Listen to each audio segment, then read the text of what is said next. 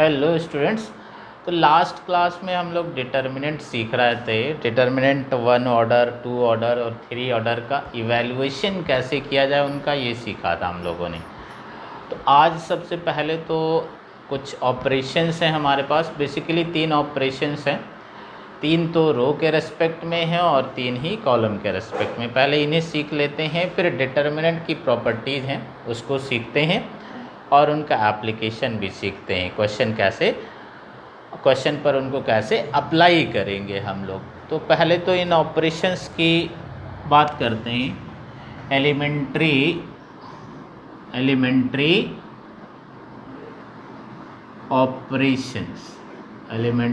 Operations.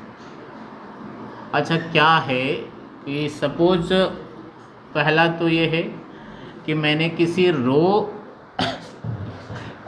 से या किसी कॉलम को कॉलम से इंटरचेंज किया तो कैसे डिनोट करूँगा। सपोज मेरे पास ith रो है और jth रो है। अब अगर इनको मैं आपस में इंटरचेंज करता हूँ तो ऐसे वाला सिंबल बनाएंगे। इसका मतलब क्या है, interchange of ith and jth row. Interchange of ith and jth row मतलब ith रो को jth रो से इंटरचेंज किया। इसी तरह हम कॉलम के लिए भी कर सकते हैं। Cj, इसका मतलब interchange of ith column with the jth column. तो ये तो पहला ऑपरेशन हो गया। दूसरा ऐसे लिखा मैंने, Ci implies K into Cj या Ri implies Ri plus K into Rj। Sorry, इसका क्या मतलब हुआ कि जो ith वाला रो या कॉलम है उसमें क्या किया हमने, jth वाले कॉलम के एलिमेंट्स को पहले k से मल्टीप्लाई कर दिया है और फिर ith वाले रो में उसको ऐड कर दिया है। पहले क्या किया हमने, jth वाले रो या कॉलम में मल्टीप्लाई कर दिया k से और फिर इसको क्या कर दिया है, इसमें ऐड कर दिया है। तो ये ऑपरेशंस हमारे पास। और थर्ड ये है कि अगर मैंने ऐसे लिखा K इंटू Ri, इसका मतलब क्या हुआ कि जो या Ci K into Cj means क्या है कि जो jth रो या कॉलम है उसको k से क्या कर दिया है, मल्टीप्लाई कर दिया। तो ये 3 ऑपरेशंस हैं। इन 3 ऑपरेशंस को हम यूज़ करेंगे जब क्वेश्चन करेंगे। फर्स्ट क्या है कि ith रो और jth कॉलम आपस में इंटरचेंज कर दिए। दूसरा क्या है, ith रो और jth कॉलम आपस में कॉलम्स को इंटरचेंज करा। दूसरा क्या है कि जो ith कॉलम है उसमें k से मल्टीप्लाई करके क्या कर दिया, ith रो में ऐड कर दिया, या k से मल्टीप्लाई करके jth रो में ith रो में ऐड कर दिया। और तीसरा क्या है कि ith या रो या कॉलम में k से क्या कर दिया है, मल्टीप्लाई कर दिया है। तो ये 3 ऑपरेशंस हैं हमारे पास। बेसिकली इनको एलिमेंट्री ऑपरेशंस बोलते हैं हम लोग। इनको यूज करेंगे हम क्वेश्चंस को जब डील करेंगे। अब प्रॉपर्टीज सीखते हैं। प्रॉपर्टीज ऑफ डिटर्मिनेंट्स क्या हैं, properties of determinants.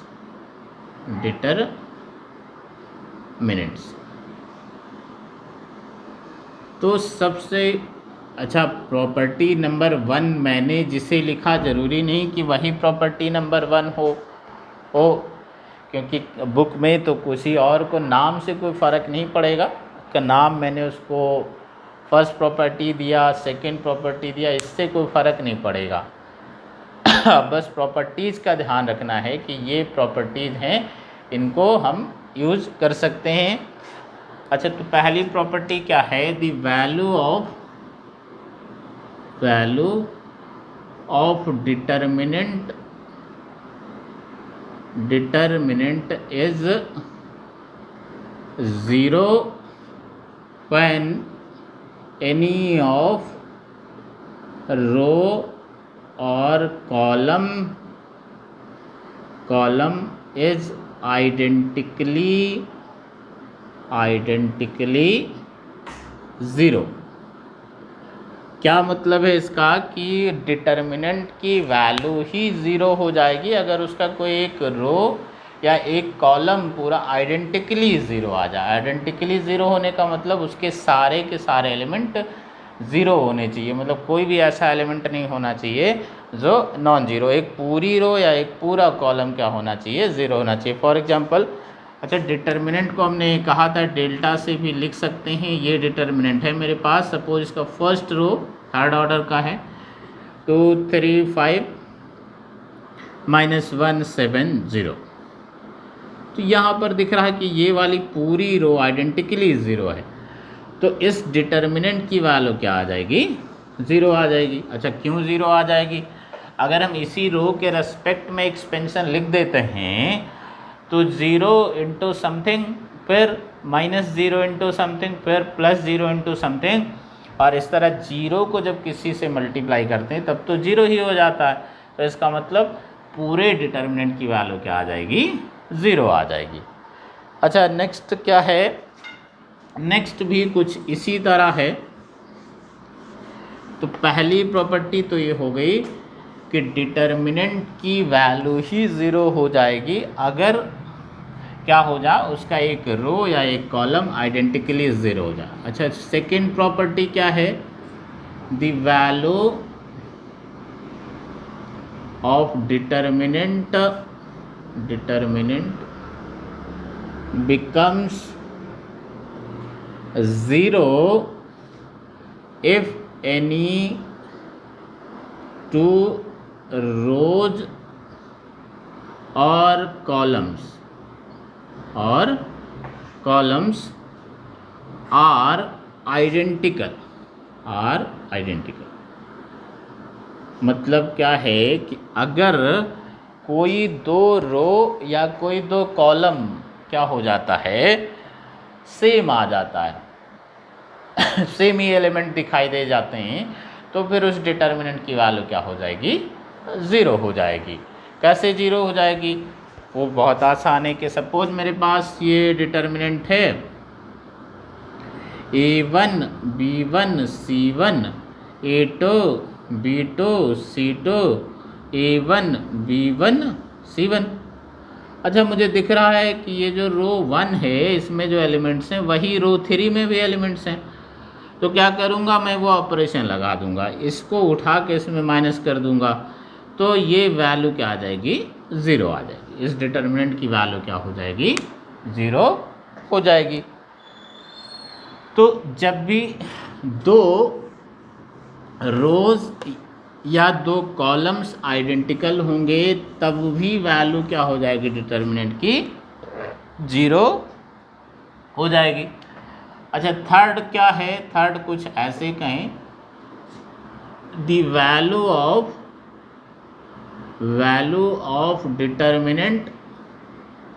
Determinant remains unchanged on interchanging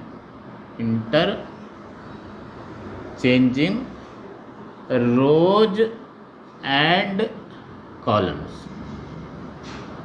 मतलब रो और कॉलम को अगर आपस में इंटरचेंज कर दिया जाए तो फिर डिटर्मिनेंट की वैल्यू क्या आ जाएगी?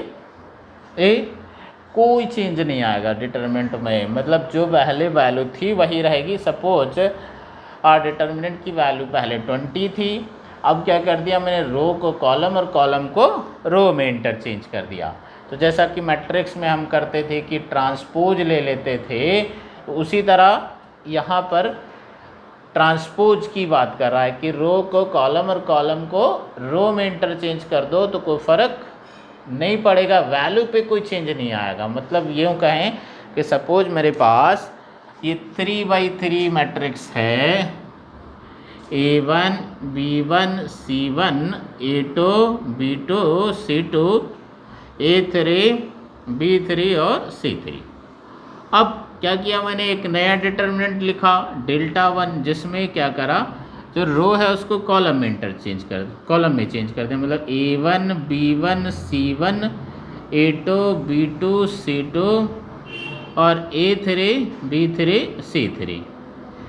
तो ये जो डिटर्मिनेंट आया और ये जो था, ये दोनों आपस में इक्वल ही होंगे, मतलब इसकी वैल्यू भी डेल्टा के ही इक्वल आ जाएगा। तो अगर मैं रो को कॉलम और कॉलम को रो में इंटरचेंज करता हूँ तो फिर वैल्यू पे कोई फ़र्क नहीं पड़ेगा। अच्छा, इसको ऐसे भी लिख सकते हैं कि अगर A मेरे पास कोई स्क्वायर मैट्रिक्स होता n/n का सपोज, अब डिटर्मिनेंट A लिखता और चाहे डिटर्मिनेंट A' लिखता, मतलब ट्रांसपोज लिख देता, उसका डिटर्मिनेंट लिखता, या पहले डिटर्मिनेंट लिख देता, दोनों सेम ही होता। तो मतलब ट्रांसपोज का डिटर्मिनेंट उस मैट्रिक्स के डिटर्मिनेंट के इक्वल ही होगा। इनफैक्ट यही प्रॉपर्टी यहाँ पे ये लिखा हुआ है। तो ये भी ध्यान रख सकते हैं कि किसी मैट्रिक्स का अगर डिटर्मिनेंट आ रहा है, आएगा तो तभी जब स्क्वायर होगा, तो वो उसके ट्रांसपोज के डिटर्मिनेंट के भी इक्वल होगा। इनफैक्ट यही वाली प्रॉपर्टी यहाँ पे हम लोगों ने डील किया है। अच्छा, नेक्स्ट क्या है, नेक्स्ट प्रॉपर्टी हमारी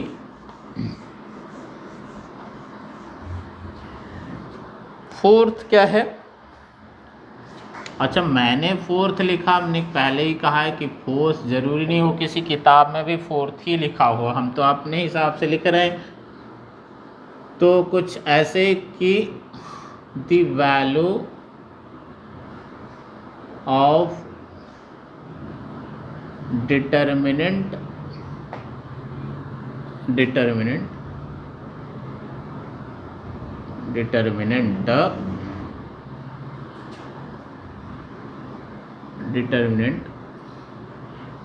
changed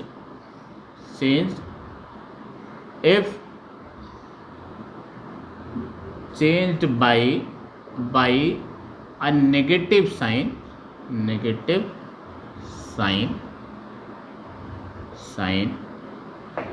by changing a row by row और कॉलम बाई कॉलम।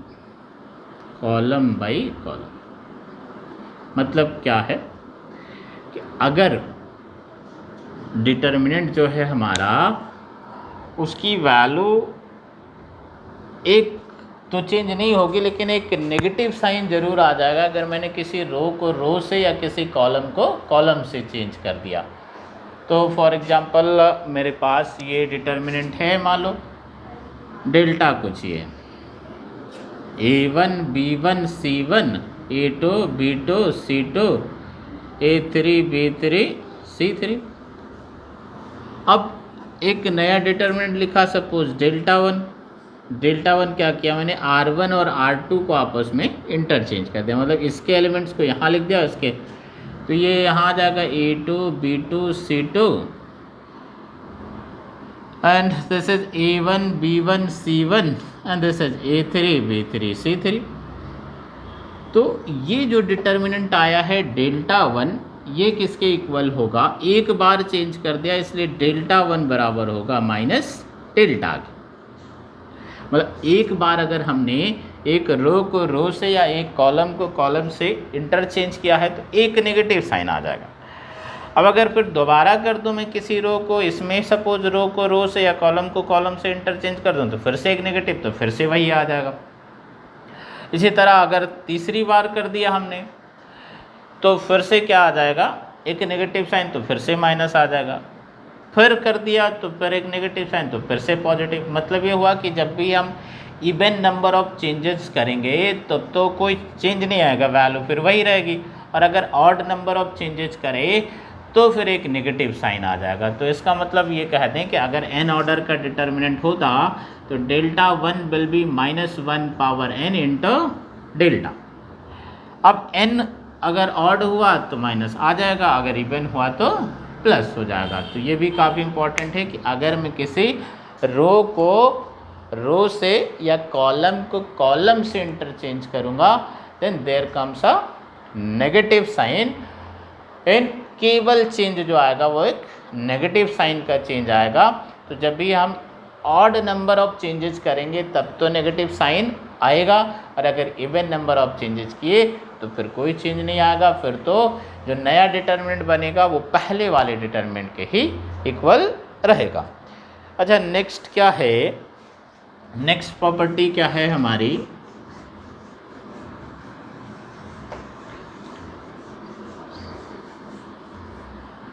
नेक्स्ट मेरे पास सपोज कुछ ऐसे हैं कि जो डेल्टा है मेरे पास, this is a1 plus alpha, b1 plus beta, c1 plus gamma and a2 b2 c2 a3 b3 c3। ये मेरे पास डिटर्मिनेंट है। मतलब जो फर्स्ट वाली रो है, अच्छा फर्स्ट क्या, ऐसा तो किसी में भी हो सकता है, फर्स्ट रो है या फर्स्ट कॉलम है वो दो दो एलिमेंट का सम है या तीन तीन एलिमेंट का सम है या चार चार एलिमेंट का सम है। ऐसा दूसरी रो में भी हो सकता है, तीसरी रो में भी हो सकता है। तो अगर इसको मैं एक्सपैंड कर देता इस रो के रेस्पेक्ट में, तो एक बार a1 प्लस अल्फ़ा, फिर ये डिटर्मिनेंट आ जाता, फिर -b1 प्लस बीटा, फिर ये डिटर्मिनेंट, फिर c1 प्लस गामा, और फिर ये डिटर्मिनेंट आ जाता। चलो कर ही लेते हैं। तो a1 प्लस अल्फ़ा आ जाता, और फिर क्या आ जाता, b2 c2 b3 c3, minus b1 plus beta, ये गया तो a2 c2 और a3 c3, फिर c1 plus gamma, c1 plus gamma, अच्छा ये और ये जाता तो a2 b2 और a3 b3, ये आ जाता।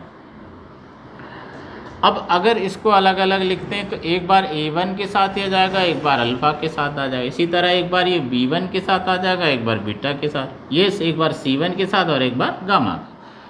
तो फिर कैसा आ जाता ये आ जाएगा मेरे पास, दिस इज प्रॉपर्टी फिफ्थ। कैसा आ जाता मेरे पास, a1 और अच्छा ये जब लिखूंगा तो ये कुछ ऐसे आ जाएगा, फिर determinant a1 b1 c1 a2 b2 c2 a3 b3 c3।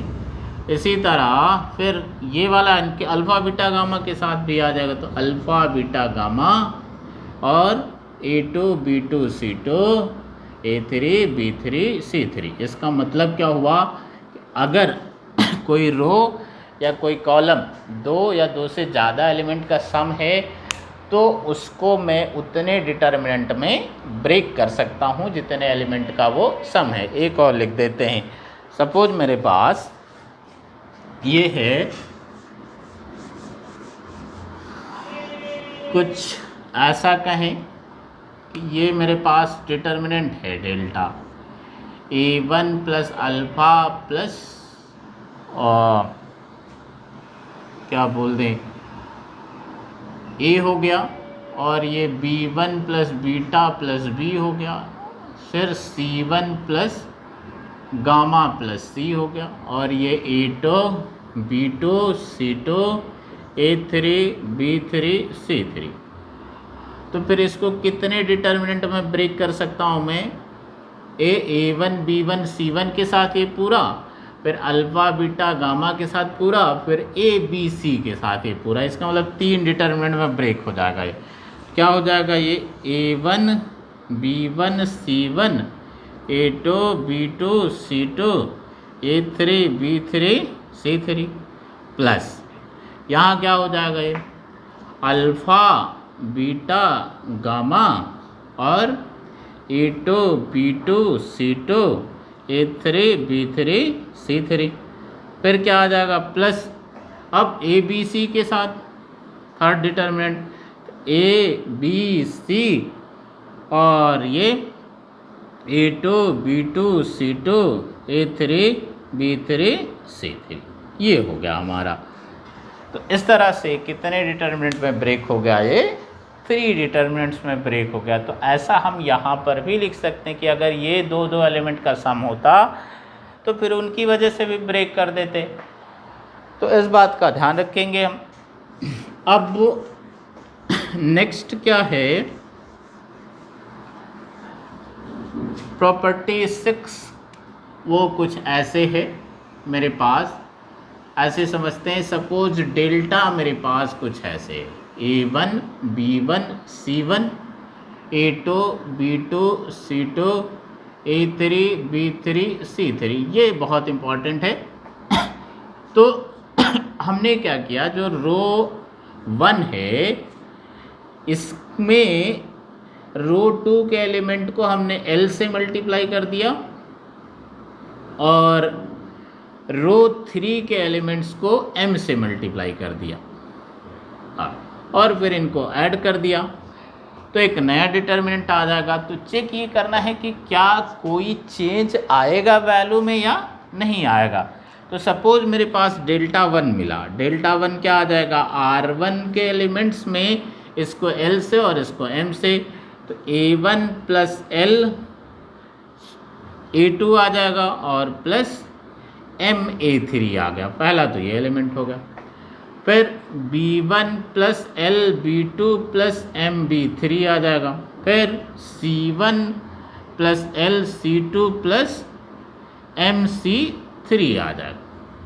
अच्छा, ये वाले तो ऐसे रहेंगे, A2 B2 C2, ये वाला A3 B3 और C3, ये आ गया।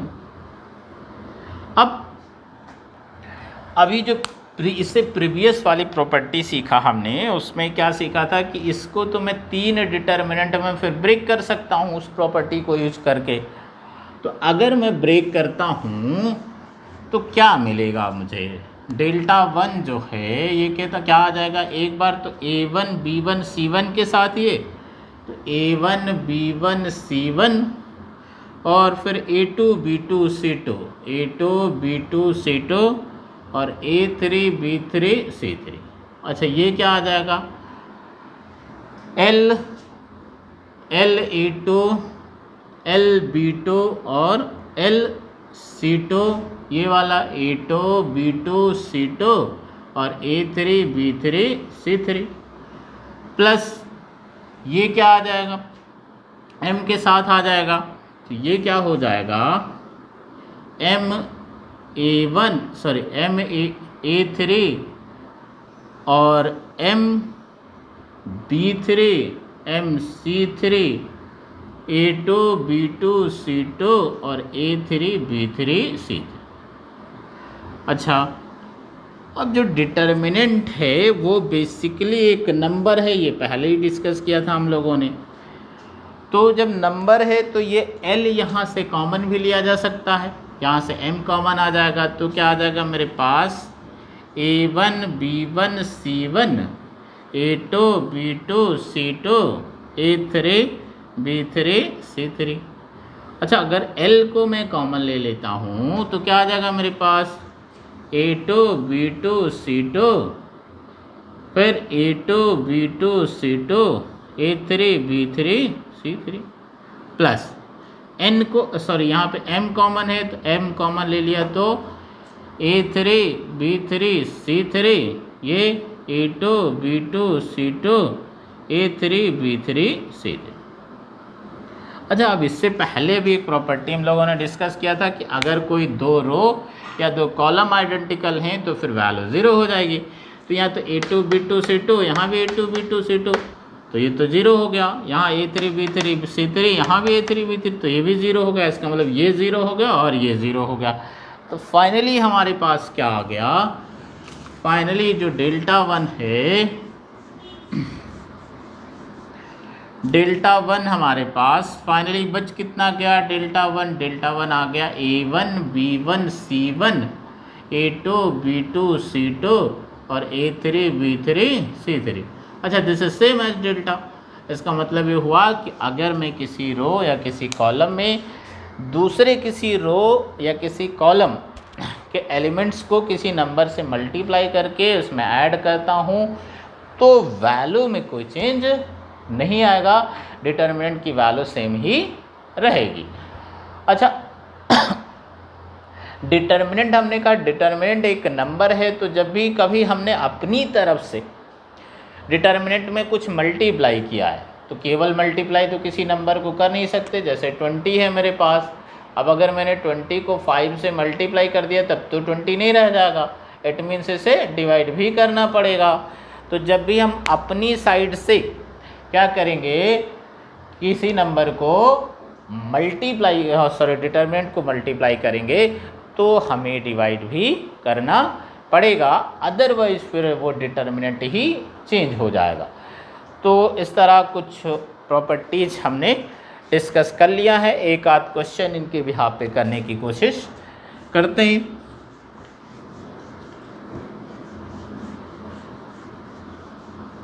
क्वेश्चंस जो हैं they are from NCERT.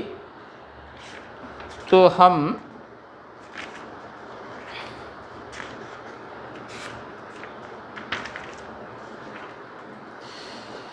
First question क्या है मेरे पास, ये है कि इसको इवैल्यूएट करना है और विदाउट एक्सपेंडिंग। तो डिटर्मिनेंट क्या है, X X plus A, Y B, Y plus B, Z C, Z plus C, ये डिटर्मिनेंट है। अब इसको इवैल्यूएट करना है लेकिन हमें एक्सपेंशन यूज नहीं करना है। तो अभी हमने फ़िलहाल प्रॉपर्टी ऑपरेशंस बताए थे और ये प्रॉपर्टी भी सीखी कि अगर इसको मैं डेल्टा बोलता हूँ कि लेट दिस बी डेल्टा, अगर किसी रो में मैं किसी दूसरी रो के एलिमेंट को या किसी कॉलम में किसी दूसरे कॉलम के एलिमेंट को किसी से मल्टीप्लाई करके प्लस कर दें या माइनस कर दें तो फिर डिटर्मिनेंट की वैल्यू में कोई चेंज नहीं आता। तो यहाँ एक्स वाई जेड दिखाई दे रहा है, यहाँ भी एक्स वाई जेड दे। तो अगर ये वाले कॉलम के एलिमेंट को मैं इसमें माइनस कर दूँ, मतलब क्या कर दूँ, C2 माइनस C1 कर दूँ, तो ऐसा करने से एक वैल्यू में तो कोई चेंज आएगा नहीं, तो ये तो डेल्टा ही रहेगा। तो कितना हो जाएगा ये मेरे पास, X Y Z A B C, और ये जब माइनस कर दिया तो ए बच गया, बी बच गया, सी बच गया। अच्छा, मैंने तो ये किया था, कोई ये भी कर सकता था कि ये इसमें माइनस कर देता। तो अब क्या हो गया, यहाँ पे तो दो आइडेंटिकल दिखाई दे रहे मुझे, ए बी सी, तो वैल्यू फाइनली क्या आ जाएगी डिटरमिनेंट की, 0 आ जाएगी। ए क्योंकि दो रो या दो कॉलम हमने कहा था आइडेंटिकल हुआ तो पूरे डिटरमिनेंट की वैल्यू क्या आ जाएगी, 0 आ जाएगी। एक और करते हैं, जरा इसे देखते हैं। क्या है मेरे पास, ए माइनस बी, बी माइनस सी, सी माइनस ए, बी माइनस सी, सी माइनस ए माइनस बी, सी माइनस ए माइनस बी और बी माइनस सी। इसको इवैल्यूएट करना है। अच्छा, इसको मैंने क्या बोल दिया, डेल्टा बोल दिया।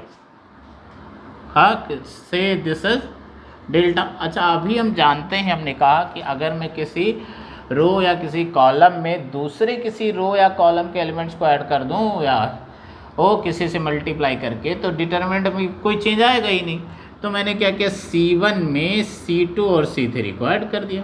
अच्छा, जब ऐसा किया तो क्या आ जाएगा, a minus B plus B minus C plus C minus A, तो अल्टीमेटली 0 आ जाएगा। इसी तरह यहाँ पर भी क्या आ जाएगा, 0, ये भी 0 आ जाएगा। अच्छा, बाकी सब ऐसे रहेगा, b माइनस सी, सी माइनस ए माइनस बी, सी माइनस ए माइनस बी और b माइनस सी। अब ये वाला कॉलम आइडेंटिकली 0 है और हमने कहा था कि अगर कोई कॉलम या रो आइडेंटिकली 0 होगा तो फिर तो वैल्यू कितनी आनी चाहिए, 0 आना चाहिए। इसका मतलब ये भी क्या हो जाएगा, 0 हो जाएगा। अच्छा, नेक्स्ट देखते हैं।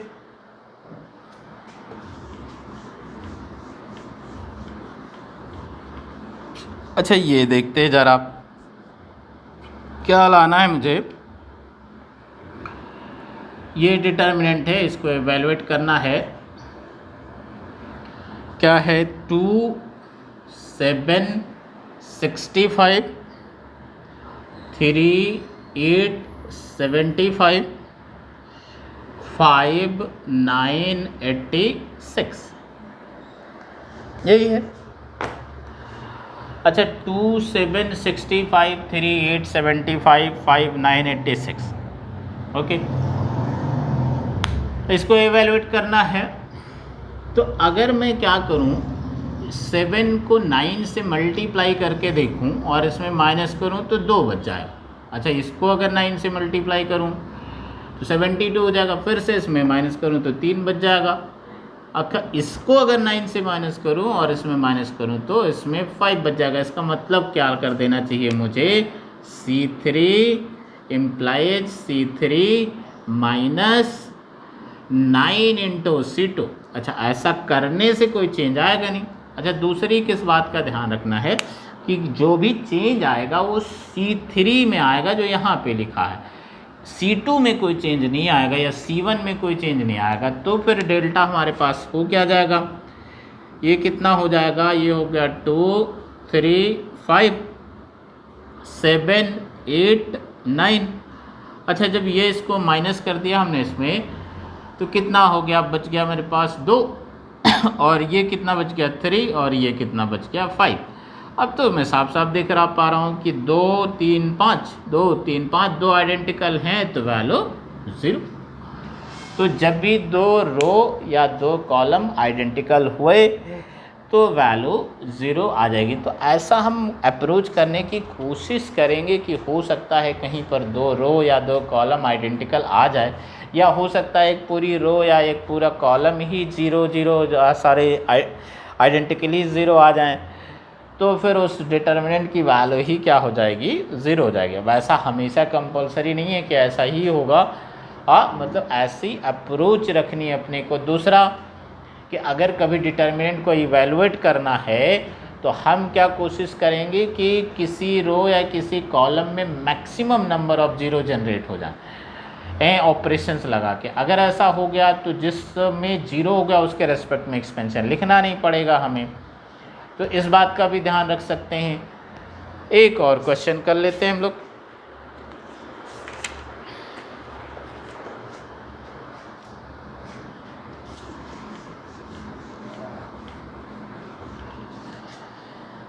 क्या है मेरे पास,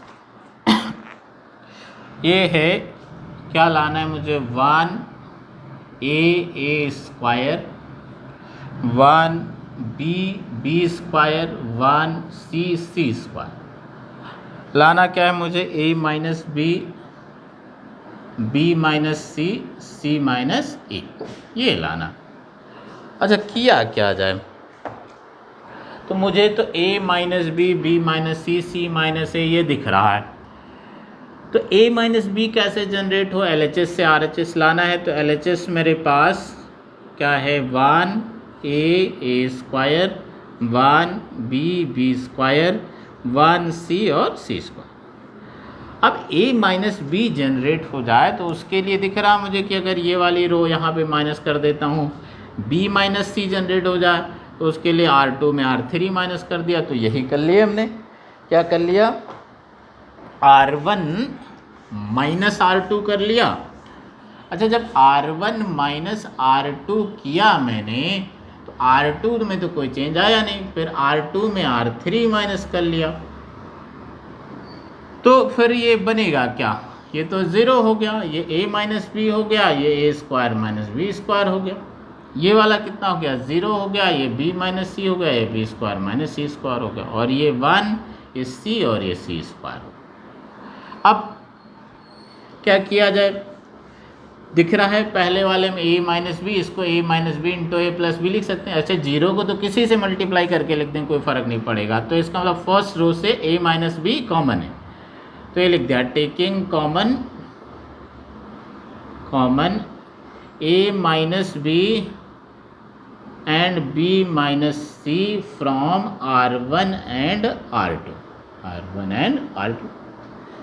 क्या आ जाएगा ए माइनस बी कॉमन आया, बी माइनस सी कॉमन आया, क्या बच गया मेरे पास, यहाँ पे 0, यहाँ पे 1, यहाँ पे ए प्लस सी, यहाँ पे 0, यहाँ पे 1, यहाँ बी प्लस सी, ये 1 सी और सी स्क्वायर। अब क्या कहा हमने कि हम उस रो या कॉलम के रेस्पेक्ट में एक्सपेंशन लिखें जिसमें मैक्सिमम नंबर ऑफ 0 दिखाई दे रहे हैं। तो किस में दिखाई दे रहे हैं, यहाँ दिखाई दे रहे हैं, तो इसी के रेस्पेक्ट में एक्सपेंशन लिख लेते हैं। अच्छा, इसके रेस्पेक्ट में लिखेंगे तो पहले दोनों तो लिखने की रिक्वायरमेंट है ही नहीं, वो तो 0 ही आ जाएगा, कुछ भी लिखेंगे। अब सवाल ये है कि ये जो 1 है वो किस पोजीशन पे है, तो ये तो A31 वाली पोजीशन पे है, मतलब थर्ड रो और फर्स्ट कॉलम में। तो यहाँ पे तो सबस्क्रिप्ट का सम प्लस आएगा, इसका मतलब +1 आएगा। अच्छा, तो यहाँ ये छोड़ेंगे और ये छोड़ेंगे, ये पहले डिस्कस कर चुके हैं हम लोग, तो कितना आ जाएगा, B + C - A - B, यहाँ पे कैंसिल B से B, तो finally what we have A - B, B - C, C - E, यह आ गया मेरे पास। इस तरह से कुछ अप्रोच करने की कोशिश करेंगे। आज यहीं तक रखते हैं हम लोग, बाकी नेक्स्ट क्लास में कुछ और क्वेश्चन करेंगे और ये टॉपिक अपना मैट्रिक्स ऑलमोस्ट जो है कंप्लीट हो गया, 1-2 लेक्चर और बस उसमें कंप्लीट हो जाएगा।